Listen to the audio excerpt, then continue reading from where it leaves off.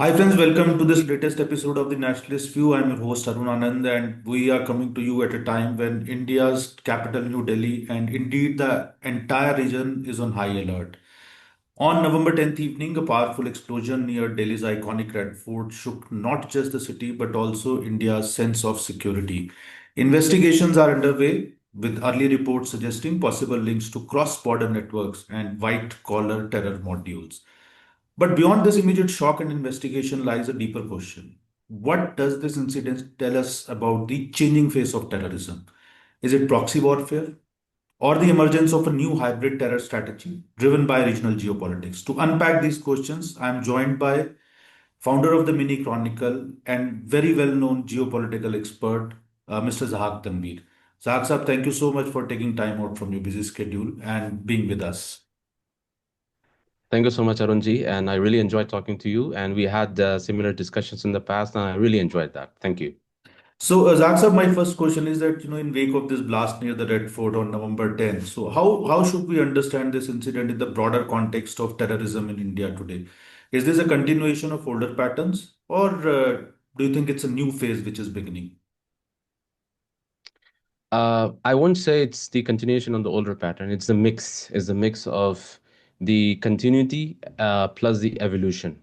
So in the past, we would see most of the terrorists who would get arrested. They would be like the people who would be working at a very low level. But today, we have seen the white collar suspects. And this is something which has been evolved in the field of terrorism. And the most devastating thing here is that these terrorists could have access to one of the most deadliest things to make the bombs, like the ammonium nitrate. They collected almost like 2,900 kgs of the explosive material. So this is one of the most troublesome things when you talk from the counterterrorism perspective. So historically, India has faced terrorist attacks sponsored by Pakistan. If you talk about the 1990s Mumbai attacks, or if you talk about the 2001 Parliament attack, or when you talk about the Akshardham attack, and most of these attacks were sponsored by Pakistan. Some of them came all the way from Pakistan to carry out those attacks, and some of them they used the OGWs inside India to carry out those attacks. But the current attack, which has taken place in Delhi, the links are well established with the recent arrests which took place in Faridabad and in Gujarat as well. So the amount of ricin poison which was collected to poison the what you call the temple prasad, the sweets, so that massive biological terror attack could be carried out. Okay, and one of the American political scientists, Matt Tardio, he mentioned and he appreciated the Indian agencies, and he mentioned that, and he said that a massive counterterrorism operation has taken place in India, and nobody has even noticed it. He said that the amount of explosives is enough to kill about 250,000 people. Can you imagine? 250,000 people could be killed with that 290, 200 and 2,900 kgs. And he also mentioned about the ricin. It's enough to kill the entire population of Richmond. So we need to appreciate the Indian intelligence agencies, but at the same time, we have to understand the pattern. The pattern is evolving.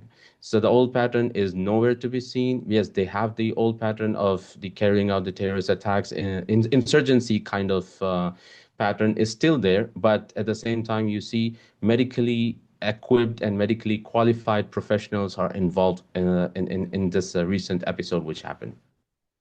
So, no, I wanted to ask, take this issue further. So, there's a lot of talk about there's a new term which has come up now. That's white collar terror.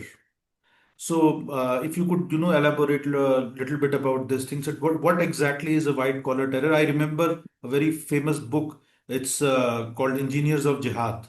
So it was one of the first books which questioned this proposition that by providing education to the radical elements you can actually de-radicalize them. So but we are kind of in this case as you mentioned and as so far the investigations have also revealed that All the guys who have been caught, they've been highly qualified medical professionals, studied abroad also. So, what is this collar terror module? Do you see it as a new development, or as you just said, it's an evolving pattern? Well, I think back in 2022 or 23, I used this term white collar terrorist, white collar Islamist, not white collar terrorist. I used the word white collar Islamist. My old tweets are available. So we used to refer the white collar Islamists to those people who sit in the White House, the far left, who advocate the black collar Islamists. The black collar Islamists are the jihadis or the mujahideen who are fighting. So the white collar Islamists would advocate for them. But it's a very coincidental thing that I see the same word is used for the white, the thing, the new module which has been busted, white collar terrorist. Uh, when you talk about the terrorism, you have multiple layers. The terrorist organizations, they do not operate in a single layer. They have the local facilitators, they have the radicalized professionals, and then you have this transnational handlers sitting in Pakistan or maybe in Turkey, maybe in China. So they handle those radicalized professionals. And as you mentioned about a book which speaks about de-radicalizing using education, this is a flop idea, to be very honest with you. This is a flop idea. Even I studied some of the concepts of counterterrorism, and the concepts of counterterrorism speak very loudly that education is not the viable tool to de-radicalize people. When you talk about Hamas, when you talk about Hezbollah, when you talk about even Al Qaeda, the top cream layer are all well educated. Ayman al Zawahiri is a doctor, and the lowly kind of people who are in the terrorist organizations, they are liability to these organizations. In fact, the highly educated people are the most wanted people. They are the most preferred people in the terrorist organizations. So when you talk about education, unemployment, poverty, because a lot of people say, okay, because of poverty it happened, because of because of unemployment it happened, because of the lack of education it happened. But when you see the pattern, these things have been happening in the circles of the highly educated people. Even Dr. Zakir Naik is a doctor. And it was a time when Dr. Zakir Naik used to use science and logic and rationality to counter the Orientalists' claims. But we see that he was the one who inspired the Bangladesh terrorists. I think it's like 10, 12 years ago. So it's a flop idea to say that education will transform these people into civilized individuals. No, the most dangerous terrorists are the highly educated people. So, this attack has been carried out in near, Red Fort, and Red Fort is kind of, it signifies the sovereignty of India because the Prime Minister of India on its Independence Day, 15th of August. So, the Prime Minister delivers a speech from the Red Fort. Do you think that because when terrorists, they generally, when they choose a target, so there is a symbolic significance attached to it. So, what do you think? Has this, because there are two theories. One is that, okay, it was kind of an attack which was carried out in panic because the module had been busted. And the other thing is, but still, even if the attack has been carried out in panic, it has been carried out near Red Fort. So, do you think that this target was carefully, specifically chosen, and what does it imply? Yeah, indeed. Red Fort is a symbolic site, and it's used for multiple political and psychological messaging. Even in the past, when the invaders would talk about the invading India, they would talk about the Red Fort, the Lal Qila. And Lal Qila is one of the most symbolic places in India. The National Day events happen at the Red Fort. And when even in today in Pakistan, when they talk about invading India, Ghazwa Hind, they talk about, waving the flag on the Pakistani flag on the Red Fort. So they chose the Red Fort. And in fact, the attack took place in a panic mode.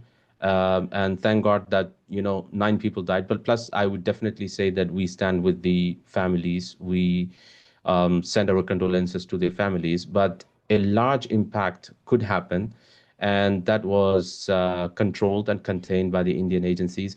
So when these modules were getting busted, the IS module, the Pakistan-backed module, the Jaish module, and all these modules were getting busted. That guy, Muhammad Umar, he did that in a panic mode. And if he could get arrested, then all the idea which they have been doing for the past month or the years maybe, so that would be of no use. So he wanted to carry out and execute it so that he could attain that martyrdom for which he was doing all that stuff. So he did that in the panic mode and he drove the vehicle near the Red Fort and it got blasted. And I would say that it gave a psychological effect as well because in future, because right now the Pakistan is trying to put that blame on India, calling that as a false flag operation. And a very interesting thing is that no sooner this attack took place within seconds or within minutes, most of the Pakistani Twitter handles they started to push this narrative that it's an inside job. And unfortunately, the same narrative was carried out inside India by the so-called wokes and the lefts, and they started to push this narrative that it's all because of the elections, the Bihar elections, and this and that, blah blah blah blah. But the reality is that it was a chosen attack, and unfortunately, the Kashmiris were involved in it, and they chose the site Red Fort to give a psychological impact to that attack, so that in future, when the Pakistani handlers like Jaish-e-Mohammed or Lashkar-e-Taiba, when they talk about it or when they boast about it, they would definitely say that we carried out the strikes right in the heart of Delhi. So yeah, it had that kind of political messaging. So, what are its larger, geopolitical implications, especially in terms of the counter-terror networks in and the counter-terror strategy in South Asia, as well as in rest of the world? Because we have seen messages pouring in from heads of various countries, and as you rightly mentioned, that there are a lot of people in the strategic affairs community, in the counter-terrorism community, who are tracking it and who are watching it closely, because ultimately all these organizations which are carrying out such attacks, they are part of a larger global radical terror network. So and I also want to bring in a fact, if you can talk about it a little more, because in one of the statements, if I remember correctly, so the ISKP relationship has been the handler of the guy who was caught from Gujarat. So it has been mentioned in one of the official statements that his handler was probably an ISKP guy. Now ISKP has a close relationship with Pakistan's ISI. So could it be kind of a proxy, as we know the proxy war through these terror modules? So could it be basically that Pakistan's ISI has worked through ISKP and tried to carry out this thing, though the investigations are still going on? And overall, how what kind of ripples it has caused, or what kind of impact it has caused in the counterterrorism community in the in the global context?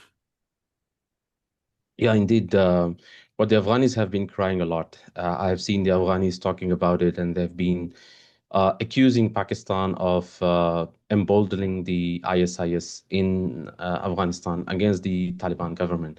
And with the recent attacks in Delhi, many of the Afghan journalists and the Afghans, they came to X and they started talking about it, and they confirmed that this attack on Delhi is carried out by ISI in collaboration with the ISIS. And most of the terrorist attacks happening near the Durand line in Afghanistan, it's done through the conduit of ISIS, and ISI is using them, and that's the biggest challenge. And in fact, they blame, Tehrik Taliban Pakistan on Taliban, but at the same time, they are the ones who are, carrying forward the attacks against Taliban using ISIS, and Pakistan is also using that ISIS module, as you mentioned, this Khorasan province. So they're using this Khorasan province against India as well. So recently, we have seen some of the reports coming from Bangalore as well that one of the ISIS funders got arrested and he is in the jail and he's given the phone to use. And he's using the phone sitting inside the Bangalore jail. So the things are happening, and it's the reality. You cannot turn a blind eye to it, and you cannot be in the denial mode. You cannot say, no, this is not the truth. This is all conspiracy. So it's very easy to use the conspiracy theories and talk about it. But from the strategic affairs perspective, this is the reality, and this is happening.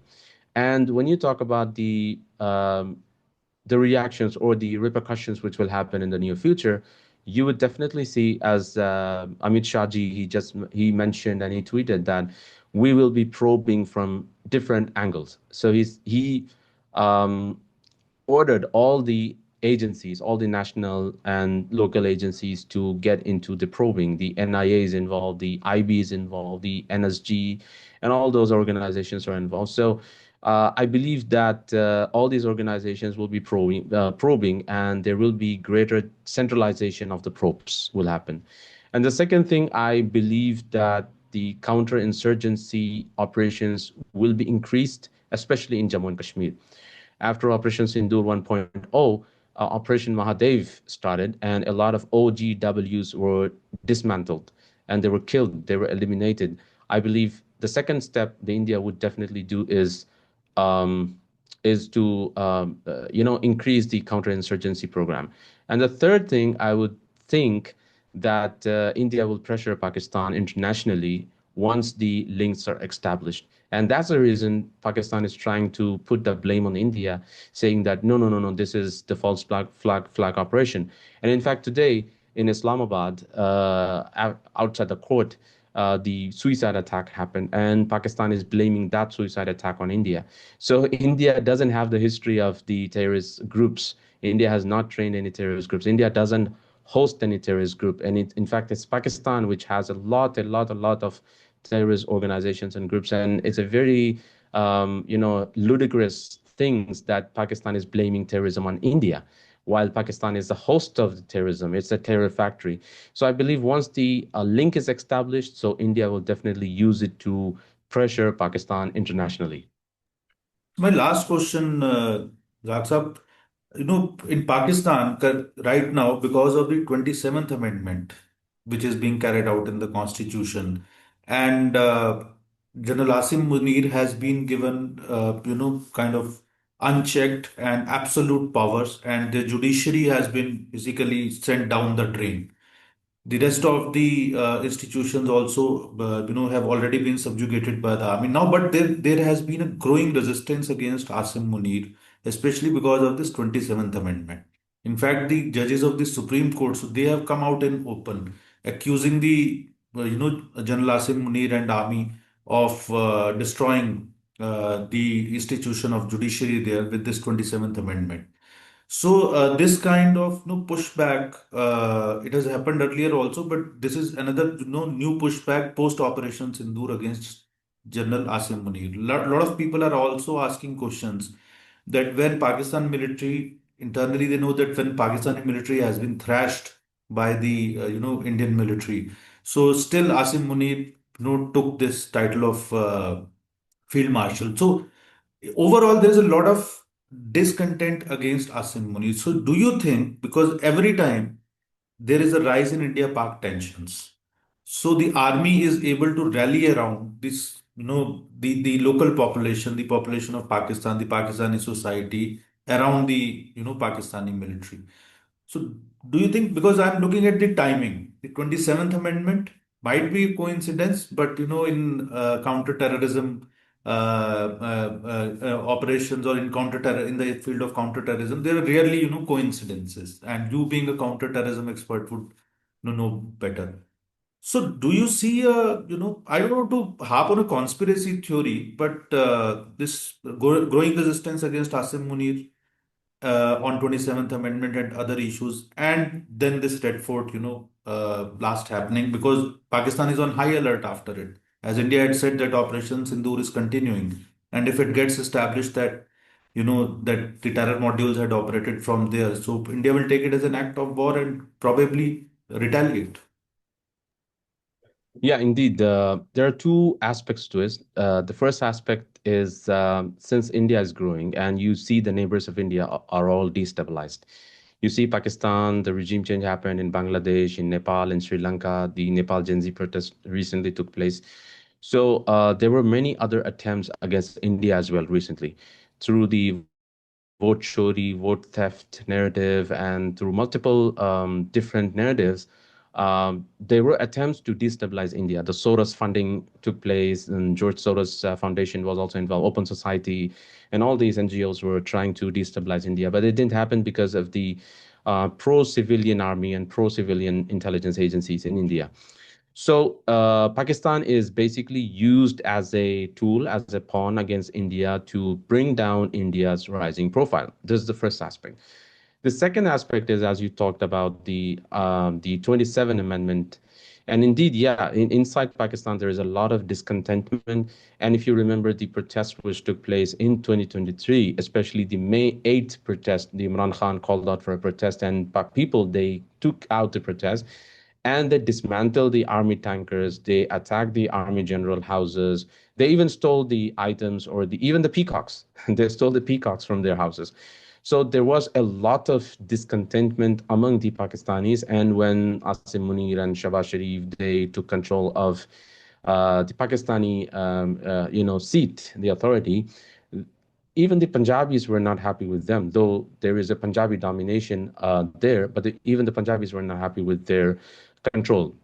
So slowly, what Pakistan, and especially Dasim Munir, is trying to do is trying to show himself as the messiah of the Pakistan, who could bring back the glory to Pakistan. This is what he's trying to do, and he's using India as a bait to catch the fish.